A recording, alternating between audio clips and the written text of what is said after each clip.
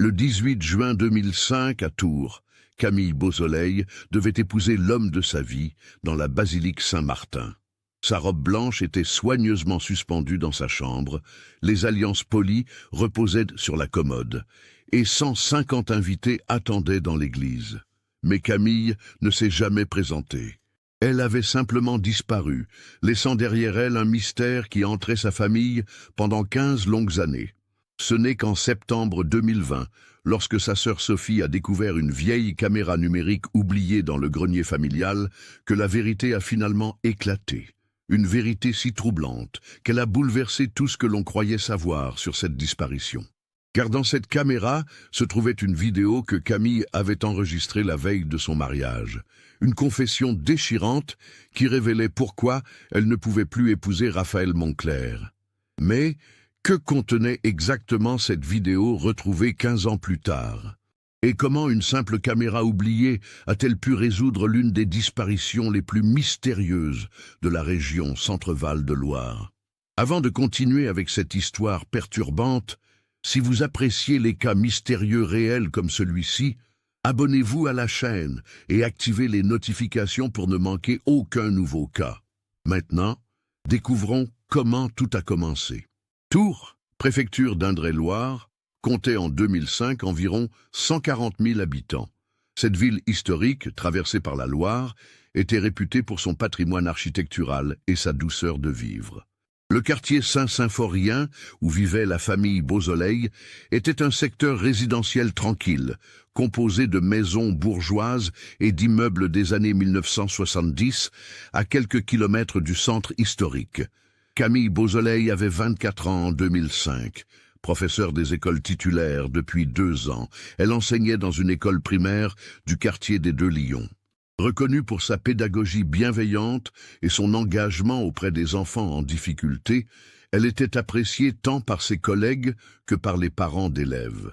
Camille mesurait 1,68 m, avait les cheveux châtain clair qu'elle portait souvent attachés en chignon, et des yeux verts expressifs qui trahissaient sa nature sensible.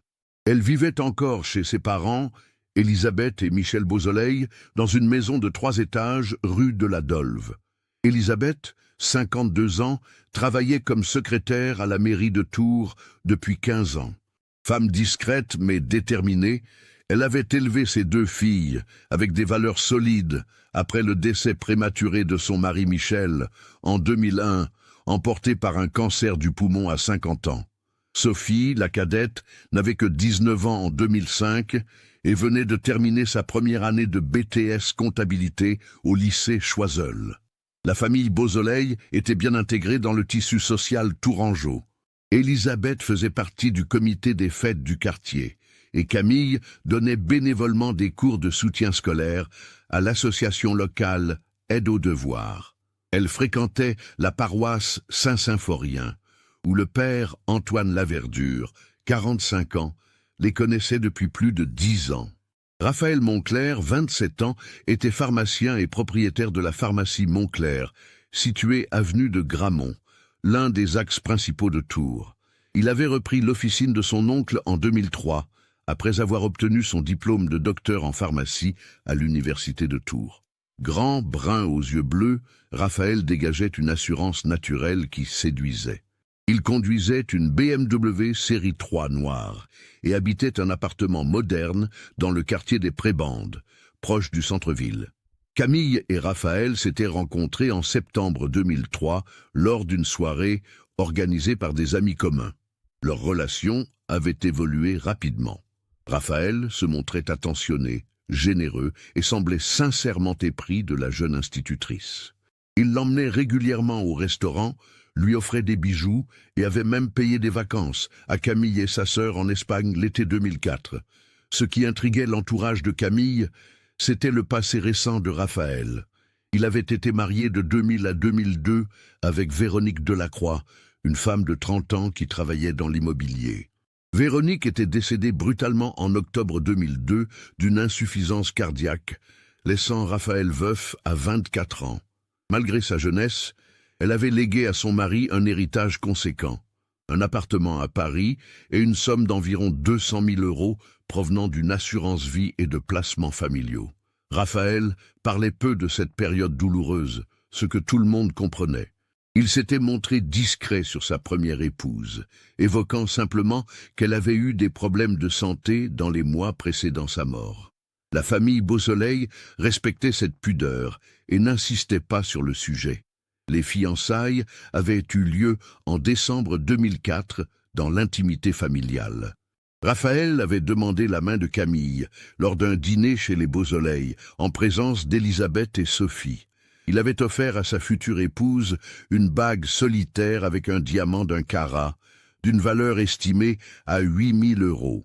Élisabeth avait été touchée par la délicatesse de Raphaël, qui avait souhaité respecter les traditions en demandant officiellement la main de sa fille. Les préparatifs du mariage avaient occupé les 6 premiers mois de 2005. Camille avait choisi la basilique Saint-Martin pour la cérémonie religieuse, un lieu chargé d'histoire où elle avait fait sa communion. La réception devait se dérouler au château de Candé, à Mons, une commune proche de Tours. 150 invités étaient attendus. Famille, amis, collègues de Camille et clients fidèles de la pharmacie de Raphaël. Camille s'était investie dans chaque détail. Elle avait choisi personnellement les faire-part, sélectionné le menu avec le traiteur et même supervisé la décoration florale. Sa robe, achetée dans une boutique spécialisée de Tours, était un modèle en satin ivoire avec des broderies perlées d'une élégance classique qui lui seyait parfaitement. Dans les semaines précédant le mariage, Camille paraissait radieuse. Ses collègues de l'école primaire témoigneraient plus tard qu'elle semblait sereine et heureuse. Elle avait organisé son enterrement de vie de jeune fille le 4 juin avec ses amis proches, une soirée qui s'était déroulée dans une bonne ambiance au centre-ville de Tours. Pourtant, avec le recul, certains détails prenaient une résonance particulière.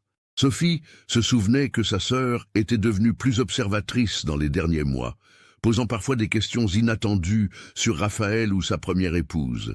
Élisabeth avait remarqué que Camille passait davantage de temps sur son ordinateur le soir, mais avait attribué cela aux préparatifs du mariage et aux recherches pour leur futur voyage de noces en Grèce. Le vendredi 17 juin 2005, veille du mariage, avait commencé comme une journée ordinaire, malgré l'excitation palpable. Camille s'était levée à 7 heures, comme d'habitude. Elle avait pris son petit déjeuner avec sa mère et sa sœur, discutant des derniers détails de la cérémonie du lendemain. Élisabeth se souvenait parfaitement de cette conversation. Camille avait confirmé l'heure d'arrivée du coiffeur, prévue à 8 heures le samedi matin, et vérifié une dernière fois la liste des témoins. Vers 9 heures, Camille était partie faire quelques courses de dernière minute au centre commercial de Tours-Nord. Elle devait acheter des collants de rechange et récupérer les boutonnières chez le fleuriste. Sophie l'accompagnait pour l'aider à porter les compositions florales. Les deux sœurs avaient passé une matinée agréable, déjeunant même ensemble dans un petit restaurant près des Halles.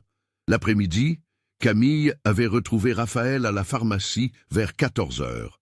Il devait finaliser les détails du voyage de noces et récupérer les alliances chez le bijoutier de la rue Nationale. Sandrine Moreau, l'employée de la pharmacie, témoignerait plus tard que le couple semblait détendu. Raphaël plaisantait avec sa fiancée et Camille riait de ses remarques. Rien ne laissait présager le drame qui allait suivre. Vers 16 heures, Camille était rentrée seule chez elle.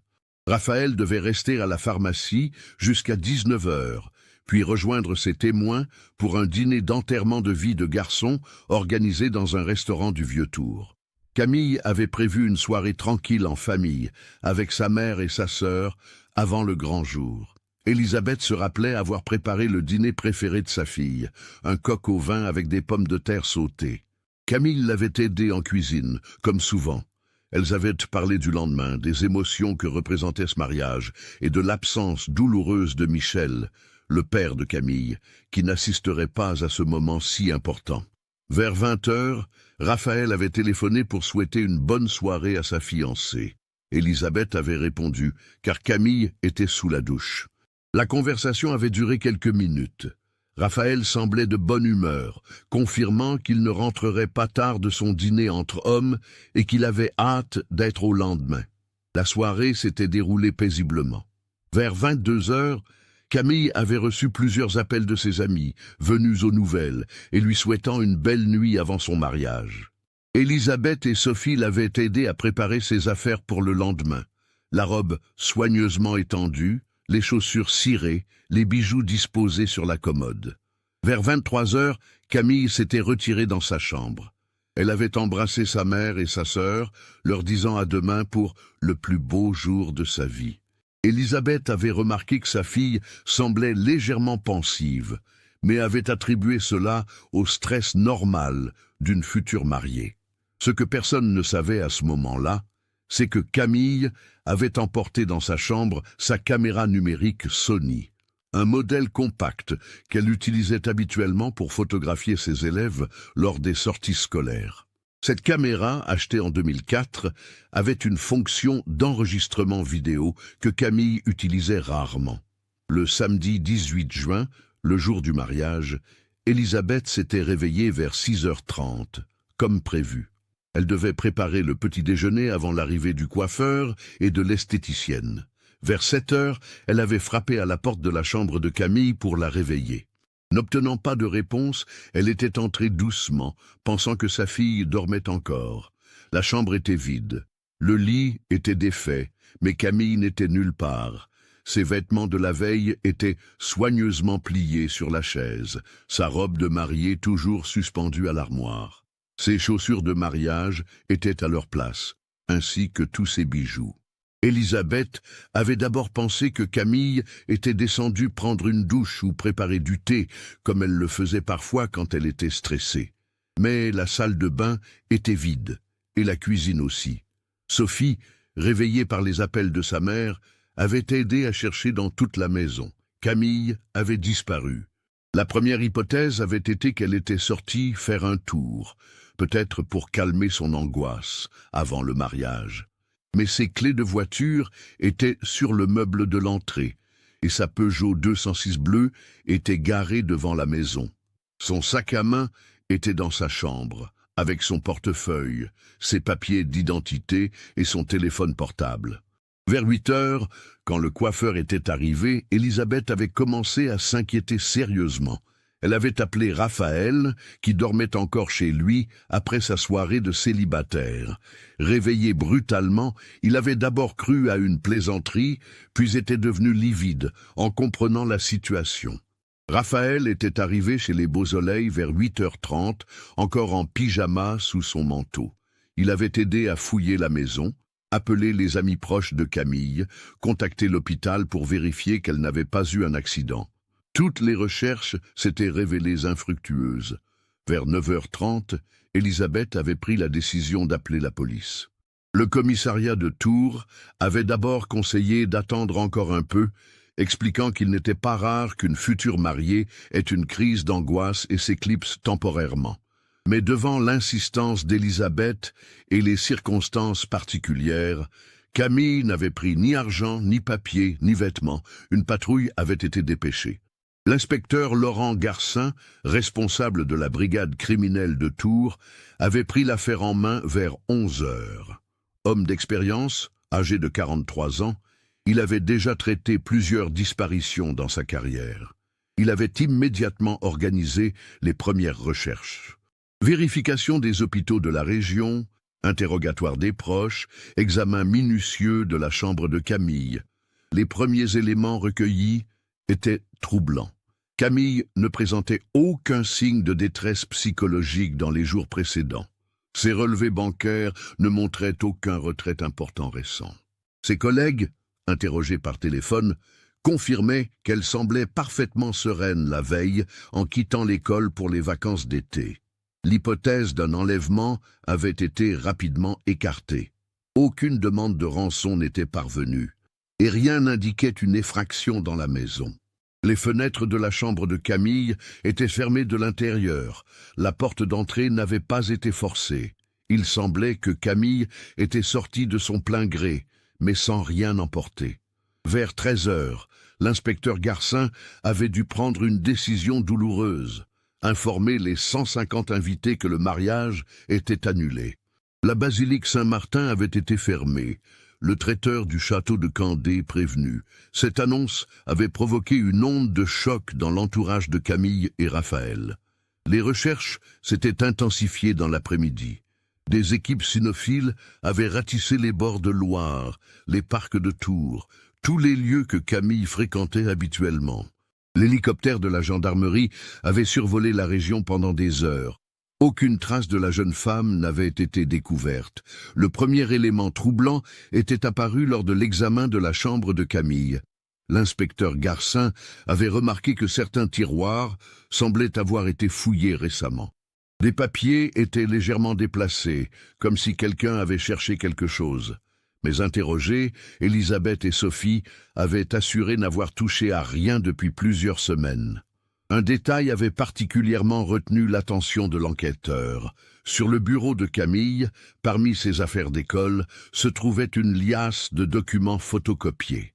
Des factures, des bons de commande, des reçus qui semblaient provenir d'une pharmacie.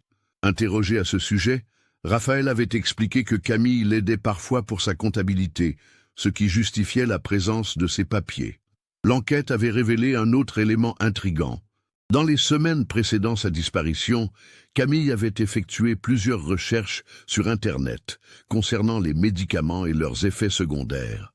L'historique de son ordinateur, examiné par les techniciens de la police, montrait qu'elle s'était documentée sur des sujets médicaux complexes, inhabituels pour une institutrice.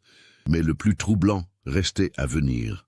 En fin de journée, l'inspecteur Garcin avait découvert, caché derrière une pile de livres scolaires dans la chambre de Camille, un carnet à spirale dans lequel elle avait noté des dates, des noms de médicaments et des observations qui semblaient porter sur l'état de santé de quelqu'un. L'écriture était bien celle de Camille, mais le contenu était énigmatique. Cette première journée d'enquête s'achevait sur plus de questions que de réponses.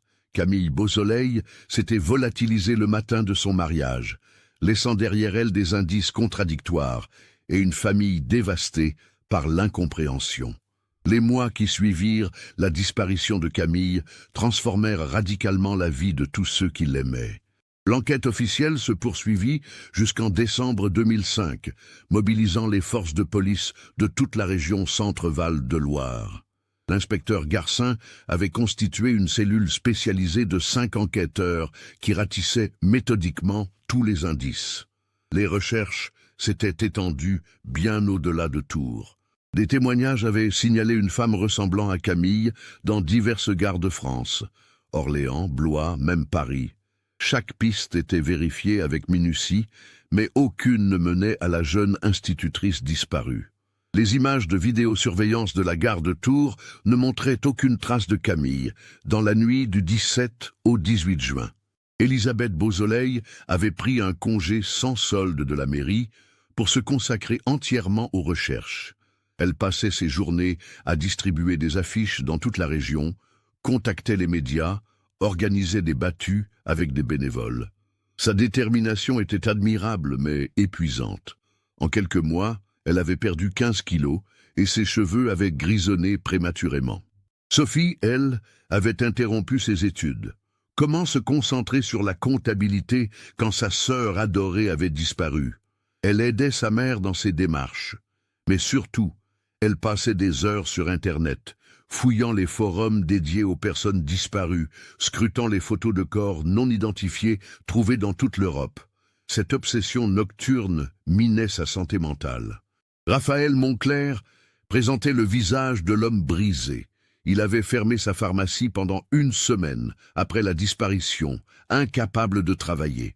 Quand il avait rouvert, les clients le trouvaient changé, amaigri, les traits tirés, parlant peu. Il participait activement aux recherches, finançant même l'impression de milliers d'affiches et offrant une récompense de 20 000 € pour toute information conduisant à retrouver Camille. Le comportement de Raphaël intriguait certains enquêteurs. Il se montrait coopératif, répondait à toutes les questions, mais paraissait parfois distant, comme détaché émotionnellement. L'inspecteur Garcin l'avait interrogé à plusieurs reprises, vérifiant ses alibis pour la nuit de la disparition. Tout concordait. Raphaël était bien resté avec ses témoins jusqu'à 1 heure du matin, puis était rentré chez lui. Ses voisins confirmaient avoir entendu sa BMW vers 1h30. L'automne 2005 apporta les premières théories officieuses. Certains policiers penchaient pour une fugue amoureuse. Peut-être Camille avait-elle eu une liaison secrète et choisi de tout quitter pour refaire sa vie ailleurs. Cette hypothèse blessait profondément la famille, qui connaissait l'intégrité morale de Camille. Élisabeth répétait inlassablement que sa fille lui parlait de tout, qu'elle n'aurait jamais dissimulé une relation. D'autres enquêteurs évoquaient la possibilité d'un accident. Camille aurait pu sortir de chez elle dans un état de confusion, tomber dans la Loire, être emportée par le courant. Cette théorie semblait plus plausible, mais elle soulevait une question cruciale. Pourquoi sortir sans rien emporter, même pas une veste, par une nuit de juin relativement fraîche? L'hypothèse la plus sombre, celle de l'enlèvement suivi de meurtre, était également étudiée. Mais l'absence de demande de rançon, de témoins, de traces de lutte, rendait ce scénario peu probable. De plus, Camille ne présentait aucun profil à risque.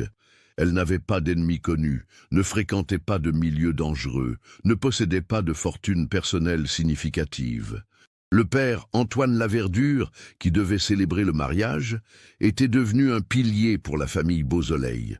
Chaque dimanche, il organisait une prière collective pour le retour de Camille. Sa foi inébranlable soutenait Élisabeth dans les moments les plus difficiles.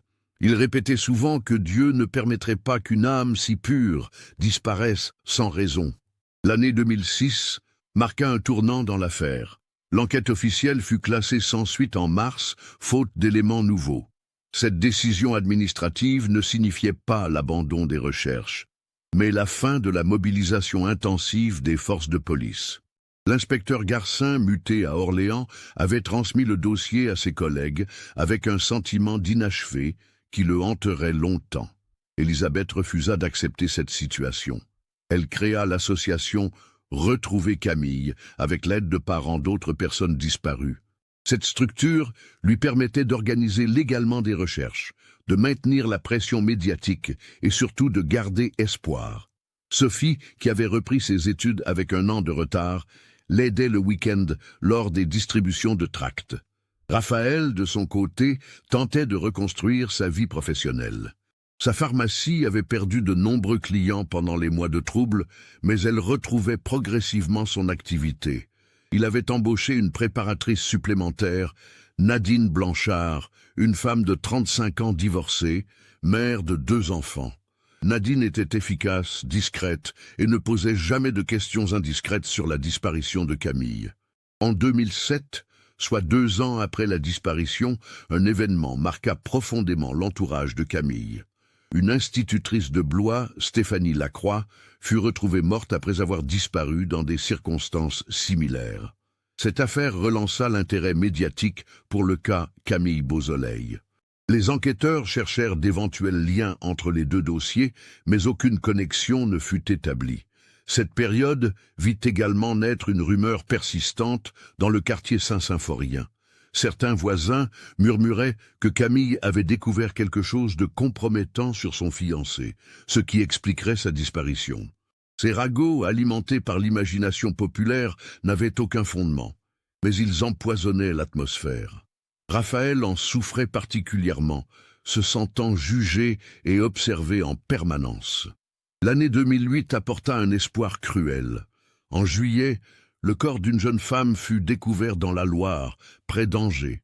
Les caractéristiques physiques correspondaient à celles de Camille. Ou taille, couleur des cheveux, âge approximé au moment de la mort.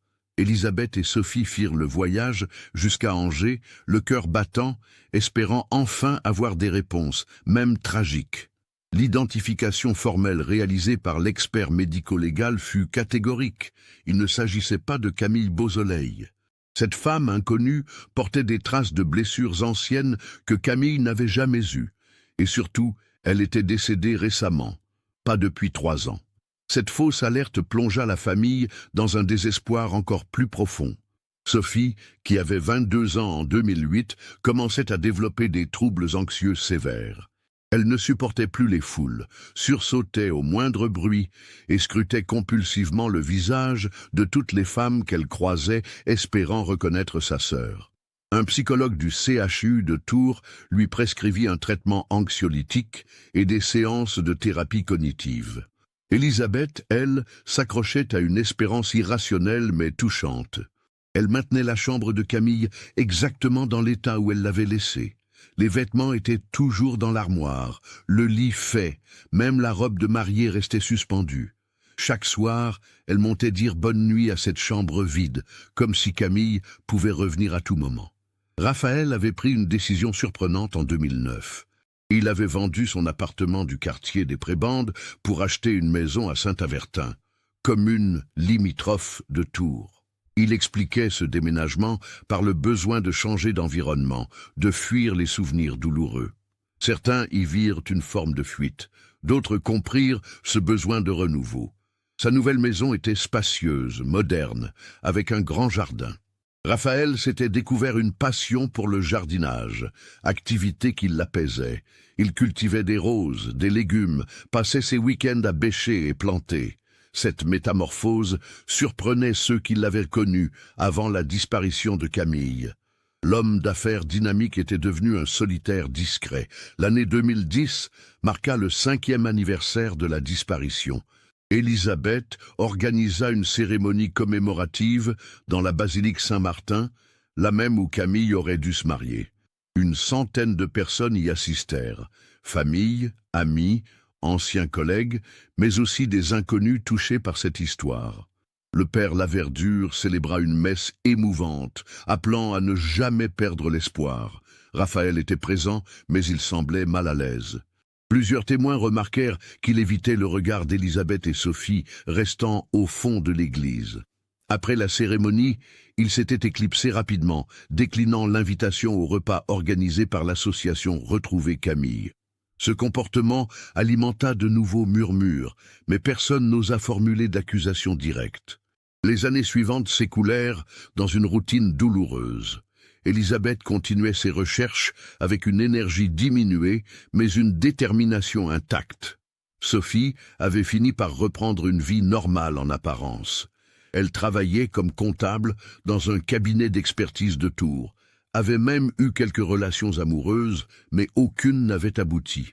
La disparition de sa sœur créait une barrière invisible avec le bonheur. En 2015, 10 ans après les faits, l'affaire Camille Beausoleil fit de nouveau la une de la presse locale. Le magazine Tours Actualité publia un dossier spécial avec de nouveaux témoignages et des hypothèses inédites. Ce regain d'attention médiatique relança momentanément les espoirs, mais aucun élément concret n'émergea de cette campagne. Raphaël, désormais âgé de 37 ans, avait refusé de participer à ce dossier journalistique. Il menait une vie discrète, gérant sa pharmacie avec professionnalisme, mais sans passion apparente. Il n'avait jamais refait sa vie sentimentalement, ce que certains trouvaient touchant, d'autres suspect. Un homme qui aimait vraiment sa fiancée ne peut pas l'oublier, disèrent les premiers. Un homme innocent aurait cherché à se reconstruire, rétorquaient les seconds. L'été 2020 fut particulièrement éprouvant pour Élisabeth Beausoleil, alors âgée de 67 ans. Les 15 années de recherche avaient usé sa santé et la pandémie de Covid-19 avait encore compliqué ses démarches. L'association Retrouver Camille avait dû suspendre ses activités publiques et Élisabeth se sentait plus isolée que jamais dans son combat. C'est dans ce contexte de lassitude qu'elle prit une décision qu'elle repoussait depuis des années: vider le grenier de la maison familiale. Cette tâche, qu'elle avait toujours trouvé des excuses pour éviter, lui semblait soudain nécessaire. Peut-être était-ce l'âge ou simplement le besoin de faire le tri dans une vie marquée par l'attente. Sophie, maintenant âgée de 34 ans, vint l'aider ce week-end du 12 septembre 2020. Elle avait pris sa journée du vendredi pour transformer cette corvée en moment de partage avec sa mère. Le grenier de la maison rue de la Dolve n'avait pas été vraiment rangé depuis le déménagement de la famille en 1995, quand les Beausoleil avaient acheté cette propriété. Le grenier était un capharnaüm typique: cartons de vêtements d'enfants, meubles dépareillés, appareils électroniques obsolètes, albums photos jaunis. Elisabeth et Sophie s'attaquèrent méthodiquement à ce bric-à-brac, partageant parfois des souvenirs émus, en découvrant des objets oubliés. Vers 15 heures, Sophie découvrit une boîte en carton marquée « Camille, affaire d'école », dans une écriture qu'elle reconnut comme celle de sa sœur. Cette boîte, qu'elles avaient montée au grenier peu après la disparition, contenait les dernières affaires personnelles retrouvées dans la voiture et le bureau de Camille à l'école primaire. En ouvrant cette boîte, Sophie ressentit une émotion intense. Elle y retrouva les cahiers de préparation de cours de sa sœur, ses stylos colorés pour corriger les copies, une tasse marquée « Maîtresse d'amour » offerte par ses élèves. Chaque objet ravivait des souvenirs douloureux mais précieux. Au fond de la boîte, sous une pile de documents administratifs de l'Éducation nationale, Sophie découvrit un objet qu'elle ne s'attendait pas à trouver. L'appareil photo numérique Sony de Camille. Ce petit boîtier argenté qu'elle avait reçu pour Noël 2004 était resté inutilisé depuis 15 ans. Elisabeth et Sophie ne l'avaient pas remarqué lors des premières fouilles, probablement noyé parmi d'autres objets. Sophie se souvenait parfaitement de cet appareil. Camille l'utilisait pour photographier ses élèves lors des sorties scolaires, des spectacles de fin d'année, des activités en classe. Elle était même devenue la photographe officieuse de la famille, immortalisant tous les moments importants avec cet outil qu'elle maîtrisait mieux que quiconque. « Maman, regarde ce que j'ai trouvé !» appela Sophie en descendant du grenier avec l'appareil photo. Elisabeth reconnut immédiatement l'objet et sentit son cœur se serrer. Cet appareil représentait tellement de souvenirs heureux. Les dernières photos de famille prises à Pâques 2005, les images du repas de fiançailles, les préparatifs du mariage. « Je me demande s'il y a encore des photos dedans », murmura Elisabeth. Sophie examina l'appareil, constata que la batterie était évidemment déchargée après 15 ans, mais que la carte mémoire était toujours présente. Une étrange excitation monta en elle à l'idée de découvrir peut-être les dernières images prises par sa sœur. Sophie redescendit au rez-de-chaussée pour chercher le chargeur de l'appareil. Par miracle, elle le retrouva dans un tiroir de la cuisine, là où Camille le rangeait habituellement. Après 1 heure de charge, l'écran de l'appareil s'illumina enfin. Le message « 124 photos » apparut, faisant battre le cœur des 2 femmes. Les premières images étaient celles qu'elles attendaient, des photos de la classe de Camille, prises en mai 2005, des portraits d'élèves souriants, des activités de fin d'année scolaire. Elisabeth et Sophie les regardaient avec émotion, retrouvant le regard bienveillant de Camille posé sur ses enfants qu'elle chérissait. Puis vinrent les photos des préparatifs du mariage, essayage de robes, décoration de l'église, repas de famille. Chaque image était un poignard dans le cœur d'Elisabeth, qui revoyait sa fille rayonnante, pleine de projets, à quelques semaines de sa disparition. Sophie ne put retenir ses larmes en découvrant une photo d'elle-même et Camille, bras dessus, bras dessous, prise lors de l'enterrement de vie de jeune fille. Mais c'est en arrivant aux dernières photos, celle datée du 17 juin 2005, que Sophie découvrit quelque chose d'inattendu. Après les images habituelles de la journée, quelques clichés pris au centre commercial avec sa sœur, une photo de leur déjeuner aux Halles, se trouvait un fichier différent des autres. Il ne s'agissait pas d'une photo, mais d'un fichier vidéo. L'écran de l'appareil indiquait « vidéo 01.avi » avec un horodatage qui fit frémir Sophie, 23h47, le 17 juin 2005. Cette vidéo avait été enregistrée dans la nuit précédant la disparition de Camille, quelques heures seulement avant qu'elle ne s'évapore dans la nature. Sophie fixa l'écran de l'appareil photo avec une intensité qu'elle n'avait jamais ressentie. Ses mains tremblaient légèrement en appuyant sur la touche de lecture. Elle appela sa mère, qui accourut depuis la cuisine, les mains encore humides de vaisselle. « Qu'est-ce que c'est » demanda Elisabeth, s'asseyant à côté de sa fille sur le canapé du salon. « Une vidéo. Camille a enregistré une vidéo la veille de sa disparition, » murmura Sophie, la voix étranglée par l'émotion. L'écran de l'appareil photo était petit, mais suffisant pour distinguer le visage de Camille.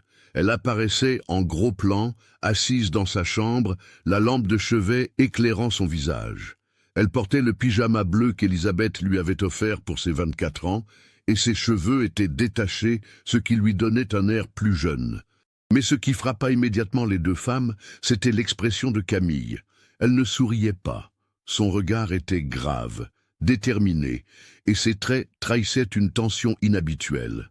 Ce n'était pas le visage d'une future mariée heureuse, mais celui d'une femme qui portait un fardeau lourd.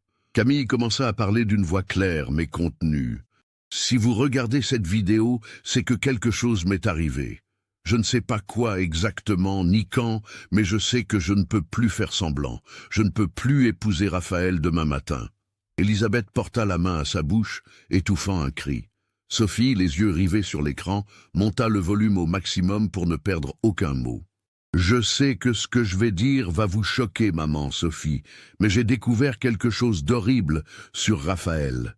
Quelque chose qui m'empêche de devenir sa femme, qui m'empêche même de continuer à vivre normalement en sachant ce que je sais. » Sur l'écran, Camille marqua une pause, respira profondément puis reprit. « Il y a 3 semaines, j'ai trouvé des documents dans son bureau à la pharmacie. Des factures, des bons de commande qui ne correspondaient pas aux médicaments vendus. Au début, j'ai pensé à une erreur comptable. Vous savez comme je l'aide parfois avec ces papiers. » Elisabeth et Sophie échangèrent un regard. Elles se souvenaient effectivement que Camille aidait parfois Raphaël avec la gestion administrative de la pharmacie.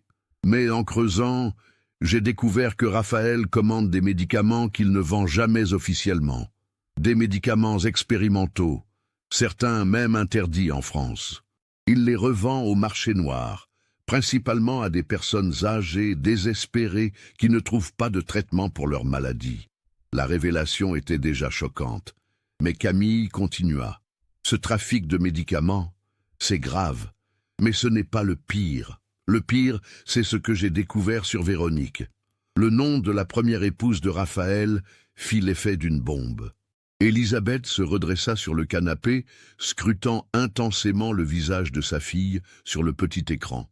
Véronique, sa première femme, n'est pas morte d'une insuffisance cardiaque naturelle. J'en suis certaine maintenant. Raphaël l'a empoisonnée lentement, avec des médicaments qu'il lui faisait prendre, soi-disant pour sa santé. Sophie sentit ses jambes se dérober. Cette accusation était monstrueuse, impensable. Pourtant, le ton de Camille était celui de la certitude, pas du soupçon. J'ai retrouvé le dossier médical de Véronique dans les affaires de Raphaël. Elle consultait régulièrement son médecin pour des symptômes étranges. Fatigue chronique, troubles digestifs, palpitations cardiaques. Son médecin ne trouvait rien d'anormal, mais prescrivait des examens complémentaires. Entre chaque consultation, Raphaël lui donnait des compléments alimentaires et des vitamines qu'il préparait lui-même. Camille montra à la caméra plusieurs documents qu'elle avait manifestement photocopiés. Sophie plissa les yeux pour essayer de déchiffrer les petits caractères sur l'écran de l'appareil photo, mais la résolution était insuffisante. J'ai fait analyser discrètement l'un de ces compléments que j'ai trouvé dans ses affaires. Un ami pharmacien de Blois m'a rendu ce service sans poser de questions. Le résultat est terrifiant.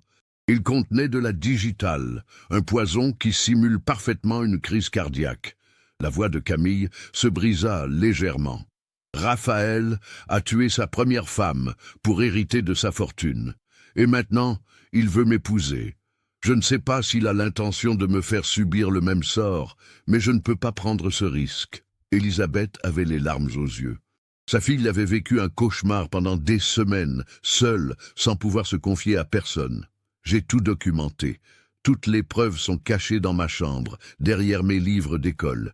Si quelque chose m'arrive, vous devez les remettre à la police. Il faut que Raphaël paye pour ce qu'il a fait à Véronique. Camille se leva et la caméra la suivit dans ses mouvements. Elle se dirigea vers son bureau, souleva effectivement une pile de manuels scolaires et en sortit une chemise plastifiée remplie de documents. Tout est là, les preuves du trafic de médicaments, les copies du dossier médical de Véronique, les résultats d'analyse des compléments empoisonnés et même, elle marqua une pause dramatique, Et même l'enregistrement d'une conversation où Raphaël avoue avoir aidé Véronique à mourir. Il pensait que je dormais, mais j'avais laissé mon téléphone en mode enregistrement dans sa voiture. Sophie sentit son sang se glacer. Si ces accusations étaient vraies, Camille avait découvert qu'elle était sur le point d'épouser un assassin. Je ne sais pas encore ce que je vais faire demain matin. Partie de moi veut fuir, disparaître, recommencer ma vie ailleurs. Une autre partie veut affronter Raphaël, lui dire que je sais tout et voir sa réaction. Mais je sais que c'est dangereux. Camille retourna s'asseoir face à la caméra. Si vous regardez cette vidéo, c'est probablement que j'ai choisi de l'affronter et que ça s'est mal passé. Ne me cherchez pas, ne vous épuisez pas à espérer mon retour. Concentrez-vous sur la justice. Raphaël doit payer pour Véronique, et peut-être pour moi aussi. La jeune femme essuya une larme. Maman, Sophie, je vous aime. J'aurais voulu vous expliquer tout ça de vive voix, mais je n'ai pas pu. Je n'arrivais pas à prononcer ces mots horribles. Raphaël vous a toujours paru si gentil, si attentionné. Moi aussi j'ai été aveuglée pendant des mois. Elle marqua une dernière pause. Promettez-moi d'aller jusqu'au bout. Promettez-moi que Véronique aura enfin justice. Et si je ne suis plus là pour voir ça, dites-vous que j'aurai au moins servi à quelque chose. L'enregistrement se termina abruptement. L'écran de l'appareil photo redevint noir, laissant Elisabeth et Sophie dans un silence de plomb.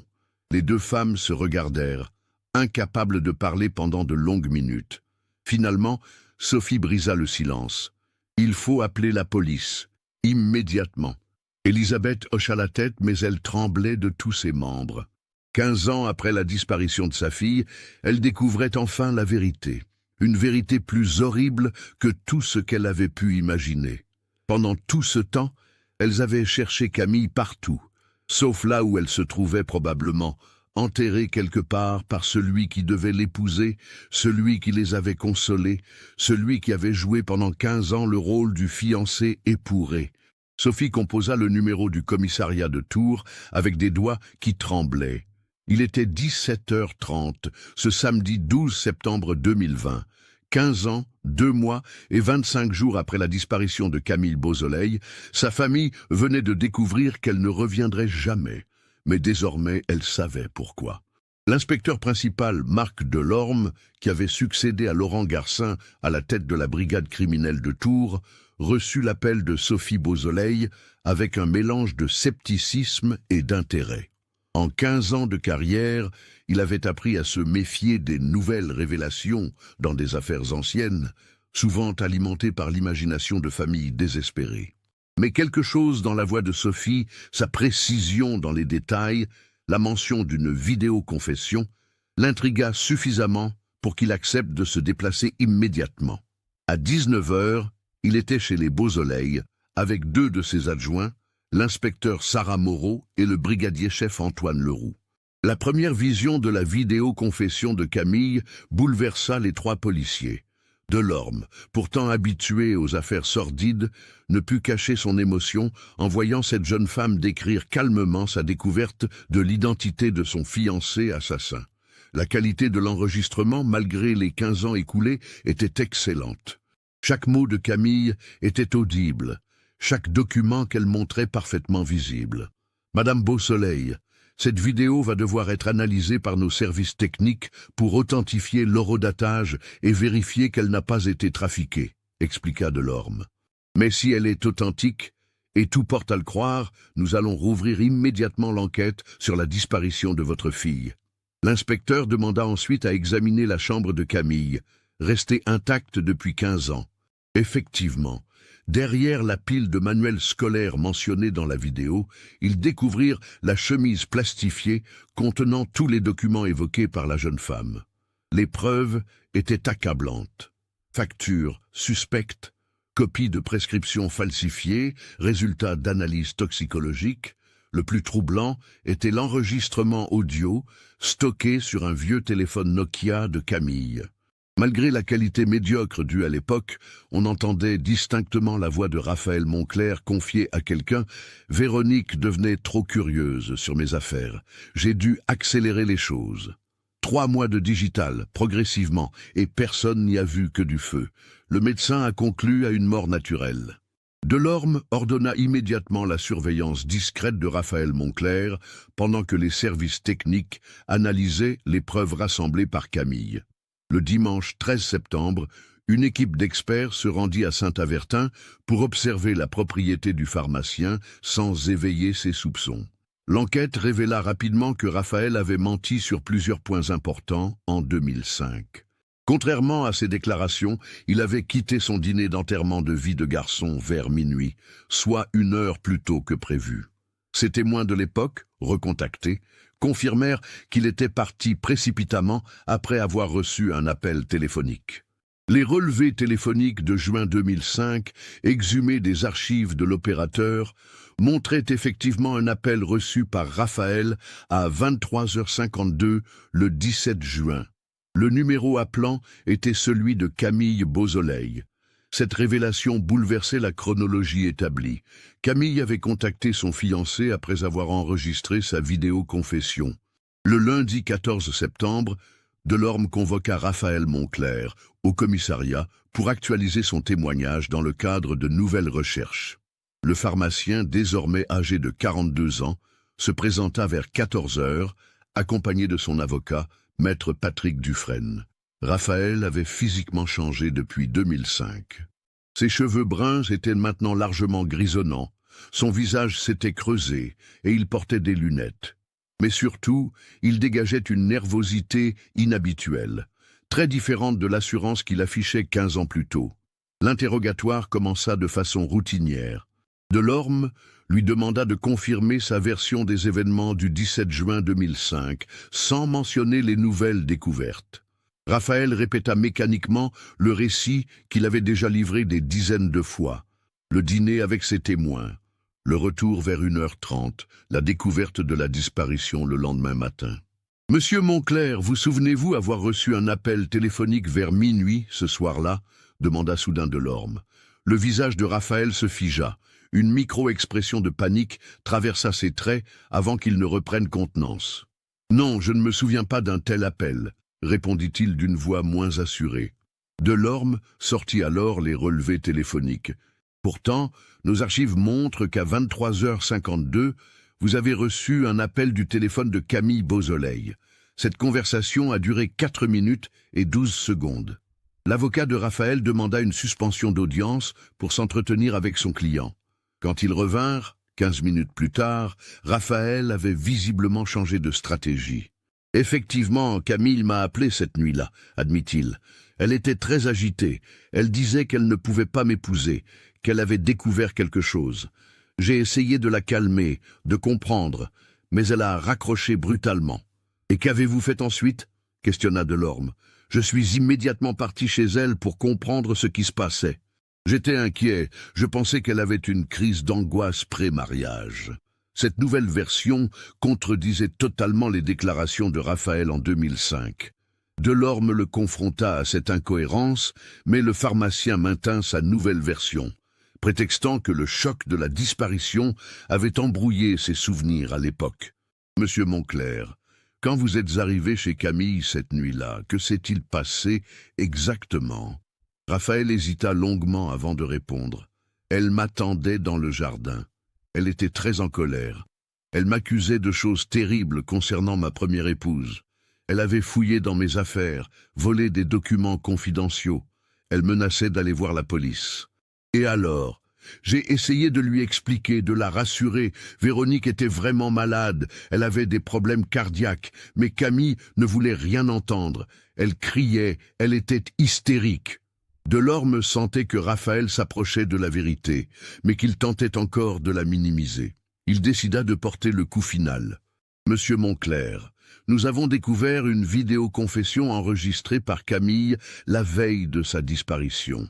Elle y explique en détail comment vous avez empoisonné votre première épouse avec de la digitale et comment vous trafiquiez des médicaments. » Le visage de Raphaël devint livide. Ses mains se mirent à trembler, et il dut s'accrocher à la table pour ne pas s'effondrer.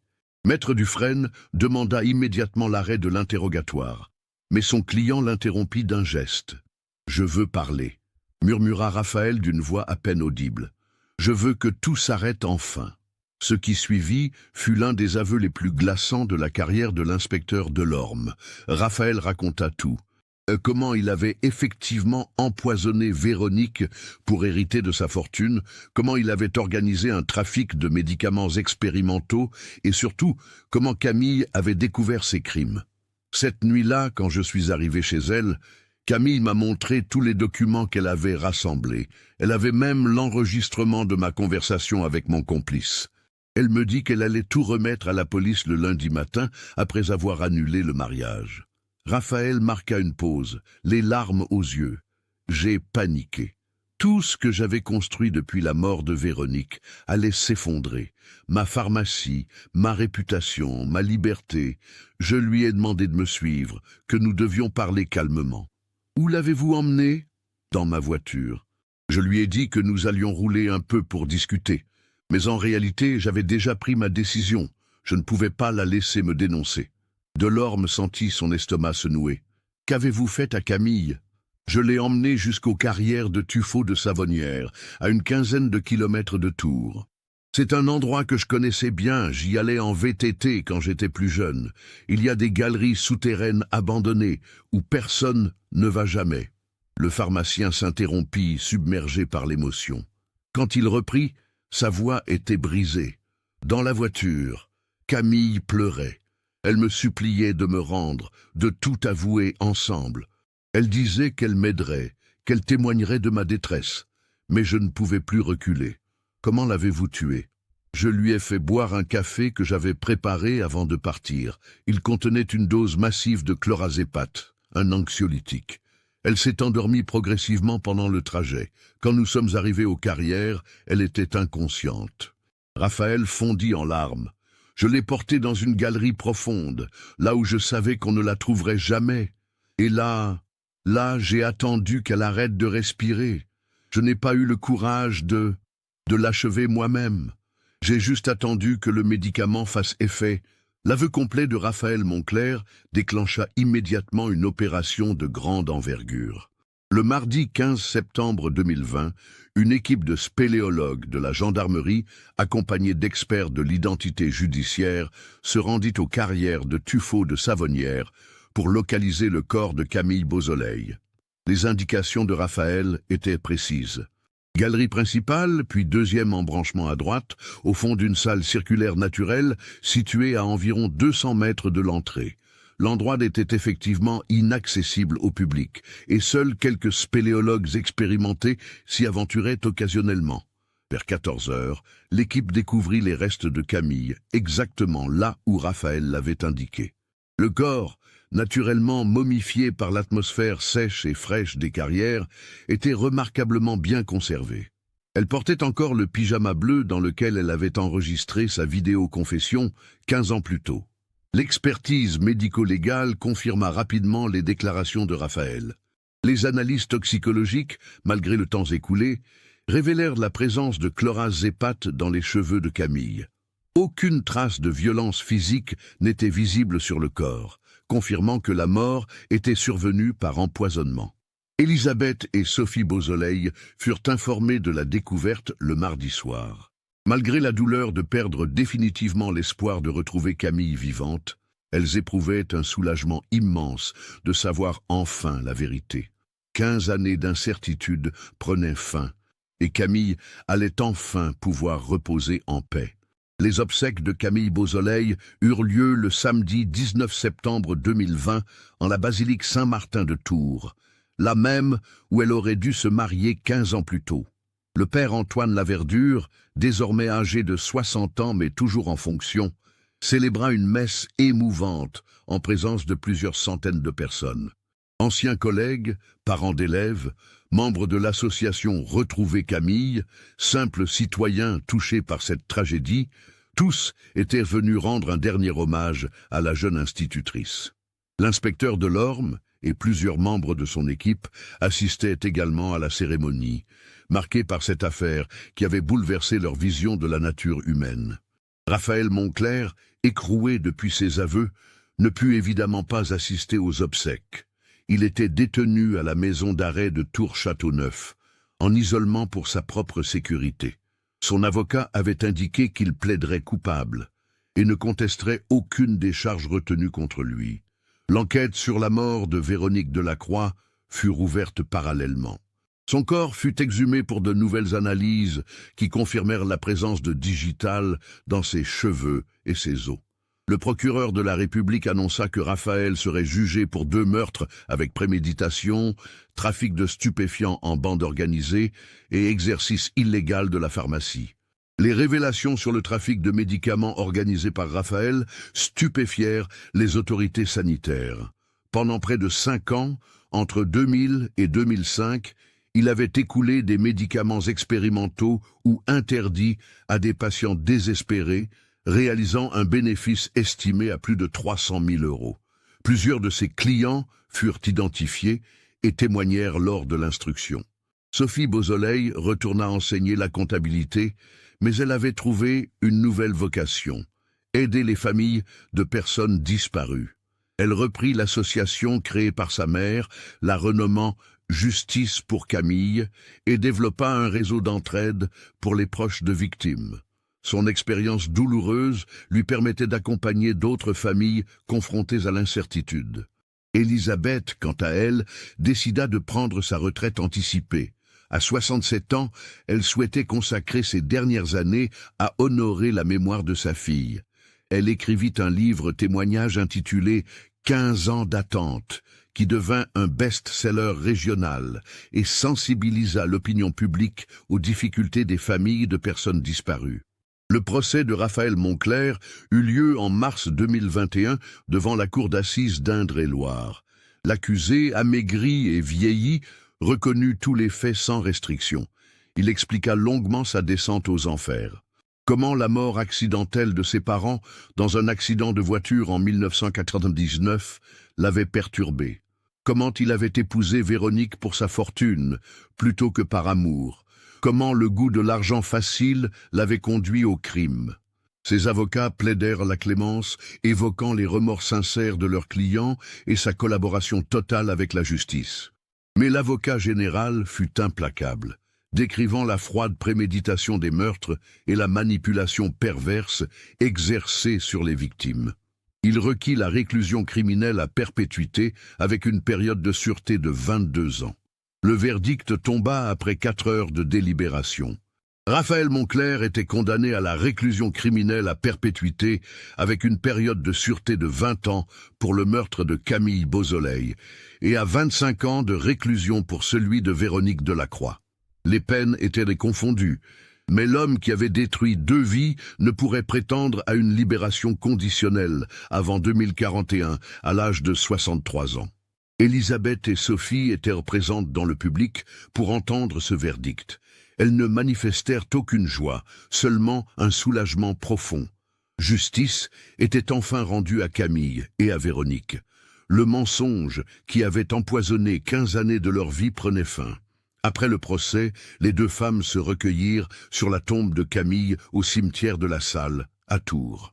La jeune institutrice reposait désormais près de son père Michel, dans le caveau familial.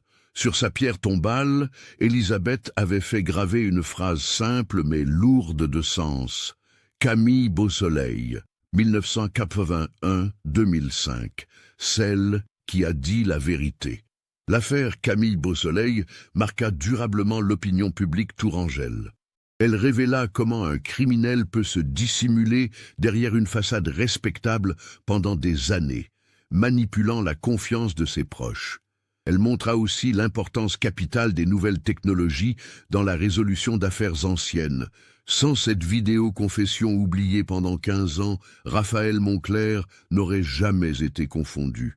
Les services de police français tirèrent plusieurs enseignements de cette affaire. Des protocoles furent renforcés pour l'examen des disparitions suspectes, particulièrement quand elles concernent des personnes sur le point de prendre des décisions importantes. La formation des enquêteurs fut également améliorée sur la détection des signaux d'alarme dans l'entourage des victimes. Aujourd'hui, la pharmacie Moncler de l'avenue de Gramont a été reprise par un nouveau propriétaire. Une plaque discrète rend hommage à la mémoire de Camille Beausoleil et Véronique Delacroix. L'association Justice pour Camille continue son action auprès des familles de personnes disparues, perpétuant l'héritage de courage de la jeune institutrice. Car au-delà du drame, l'histoire de Camille Beausoleil reste celle d'une femme courageuse qui a refusé de fermer les yeux sur la vérité, même au péril de sa vie. Sa vidéo-confession, retrouvée 15 ans après sa mort, a permis non seulement de résoudre sa propre disparition, mais aussi de rendre justice à une autre victime oubliée. Dans sa chambre de la rue de la Dolve, transformée en mémorial, Elisabeth a encadré cette phrase que Camille répétait souvent à ses élèves. « La vérité finit toujours par triompher, même si elle met du temps à éclater. » Et 15 ans après sa disparition, Camille Beausoleil avait eu raison. Cette affaire nous montre comment la technologie peut parfois révéler des vérités enfouies pendant des décennies, et comment le courage d'une femme qui a refusé de se taire peut servir la justice, bien au-delà de sa propre mort. Camille Beausoleil nous rappelle qu'il faut toujours se fier à son instinct quand quelque chose nous semble anormal, même chez les personnes les plus proches. Qu'est-ce qui vous a le plus marqué dans cette histoire? Aviez-vous deviné la vérité avant les révélations finales? Partagez vos réflexions dans les commentaires. Si vous avez apprécié cette enquête approfondie, n'oubliez pas de vous abonner à la chaîne et d'activer les notifications. Laissez votre like si cette histoire vous a touché et partagez-la avec quelqu'un qui s'intéresse aussi aux affaires criminelles réelles.